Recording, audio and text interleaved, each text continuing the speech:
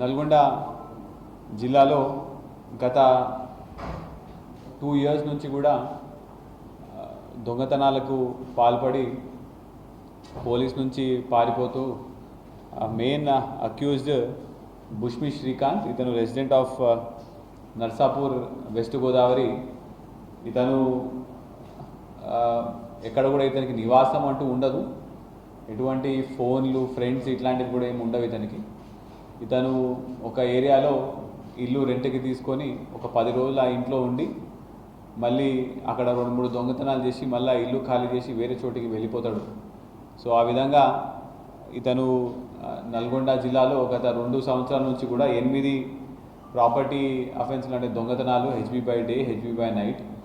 అదేవిధంగా ఇప్పుడు దాకా మనము చూస్తే ఆంధ్రప్రదేశ్లో కూడా ఒక 7 దొంగతనాల్లో ఇవన్నీ కూడా మనకి ఫింగర్ ప్రింట్ వచ్చిన కేసులు. ఇవన్నీ మొత్తం కలిపి ఒక 42 కేసులు ఇతను ఇవాళ కన్ఫెస్ చేయడం జరిగింది. ఈ బుష్మి శ్రీకాంత్ అనే పర్సన్ని మనము గత కొన్ని రోజుల నుంచి కూడా ట్రాక్ చేసుకుంటూ గుంటూరులో ఒక దొంగతనం అయింది అని చెప్పేసి మనకి 5 రోజుల క్రితం సమాచారం వస్తే దాని బేసిస్ మీద మనం ట్రాక్ చేసుకుంటూ ఇవాళ ఎర్లీ మార్నింగ్ అంటే నిన్న రాత్రి సుమారు 11:45 మన outer ring road exit number 12 Bengaluru gate దగ్గర ఈ వెహికల్ని మనం ఇంటర్సెప్ట్ చేయడం జరిగింది. ఇంటర్సెప్ట్ చేసే సమయంలో మన సిసిఎస్ ఇన్స్పెక్టర్ గారి ఆధ్వర్యంలో ఒక టీము ప్లస్ ఇంకొక టీము ఎస్ఐ నిడమనూర్ ఆధ్వర్యంలో ఇంకో టీము, ఈ 2 ఇంటర్సెప్ట్ చేసే సమయంలో విజయ్ కుమార్ ఎస్ఐ, నిడమనూర్ ఎస్ఐ వాళ్ళ టీంకి వెహికల్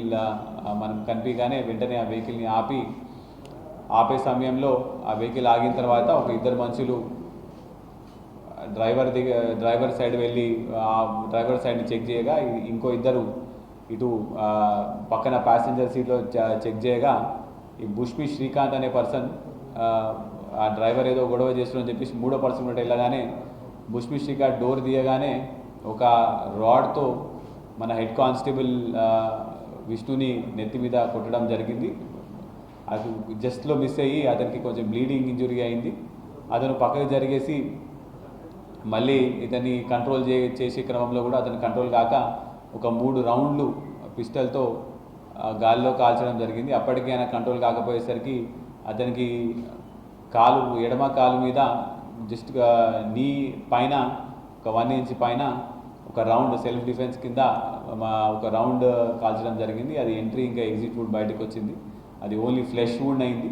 దీనికి సంబంధించి ఈ బుష్మి శ్రీకాంత్ అటెంప్ట్ చేసిన దాని మీద మనం ఇవాళ ఆదిబట్లలో కూడా 307 కేసు ఒకటి బుష్మి శ్రీకాంత్ మీద రిజిస్టర్ అవ్వడం జరిగింది.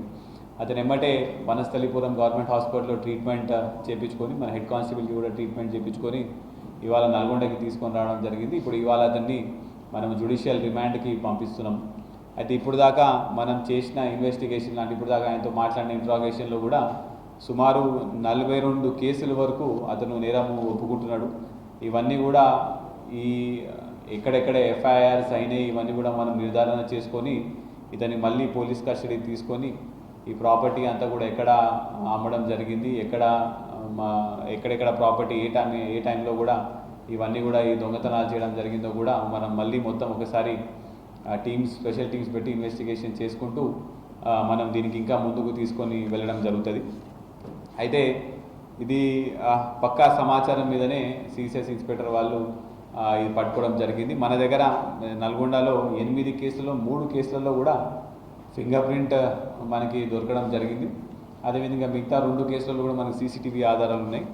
ఆంధ్రప్రదేశ్లో కూడా 7 కేసులలో ఫింగర్ ప్రింట్ దొరకడం జరిగింది. మిగతా కొన్ని కేసులలో కూడా సీసీటీవీ ఆధారాలు ఉన్నాయి. ఇందులో అన్నిటికన్నా ముఖ్యమైనది ఏంటంటే ఇతని మీద దీనికన్నా ముందు 2018 వరకు కూడా 26 కేసులు ఉన్నాయి. అందులో 2007లో ఒక మర్డర్ కేసు కూడా ఉంది నర్సాపురంలో. అక్కడ ఒక టీచర్ని కూడా వీళ్ళు చంపడం జరుగుతుంది. సో ఇంత గ్రావిటీ ఉన్న పర్సన్, ఇంత గ్రావిటీ ఉన్న కేసు కాబట్టి చాలా జాగ్రత్తగా వహించుకుంటూ మనము వీళ్ళని చేంజ్ చేసుకొని నిన్న రాత్రి పట్టుకోవడం జరిగింది. ఇప్పుడు వీళ్ళని జ్యుడిషియల్ రిమాండ్ పంపిన తర్వాత తదుపరి విచారణ ముందుకు తీసుకొని వెళ్తాం. Thank you very much.